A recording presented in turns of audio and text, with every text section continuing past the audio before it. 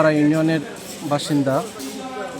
তো আমাদের যে সমস্যা সম্মুখীন হইতেছি বিগত 16-17 বছর যাবৎ, আমরা দামপাড়া ইউনিয়নের সবচাইতে বেশি অবহেলিত হচ্ছে নোয়াপাড়া, কাঁঠালকান্দি, আসানপুর, আলিয়াপাড়া, সিংপুর। ওই জায়গাগুলো আমরা রাস্তা মেরামত না করার কারণে এখন এই রাস্তা যদি আমাদের জন্য করে দেওয়া হয় তাহলে আমরা অনেকগুলো এগিয়ে যেতে পারবো। আমাদের যারা নেতৃবৃন্দ আছে তাদের কাছে আমাদের আবদার যেন আমাদেরকে এই 6 কিলোমিটার রাস্তা যেন আমাদেরকে ভাসমান করে দেওয়া। এখানে প্রায় 20 থেকে 25 হাজার মানুষ চলাফেরা করে, কিন্তু সেই রাস্তার ভারসাম্য না হওয়ার কারণে আমাদের জনগণ চলাফেরা অসুবিধা হয়ে যায়।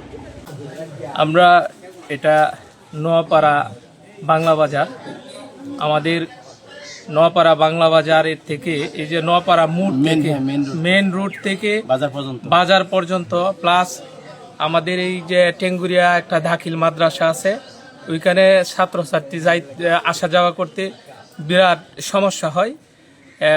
দামপাড়া থেকে সিংপুর যেতে যতটুকু সহজ হয় এর থেকে কঠিন হয় দামপাড়া থেকে আমাদের নোয়াপাড়া মোড় থেকে টেঙ্গুরিয়া দাখিল মাদ্রাসায় যেতে।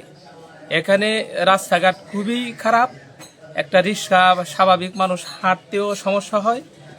আর ওই নোয়াপাড়া মোড় থেকে আবার আরেকটা প্রাথমিক প্লেয়াররা আসে ওখানে খেলাধুলা করে।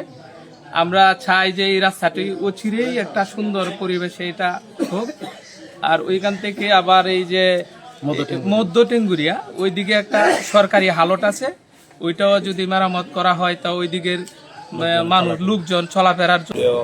ভাই সব নিকলি উপজেলার দামপাড়া ইউনিয়নের নোয়াপাড়া মোড় থেকে বউবাজার হয়ে টেঙ্গুরিয়া দাখিল মাদ্রাসা পর্যন্ত রাস্তাটি চলাচলের একেবারে অনুপযোগী।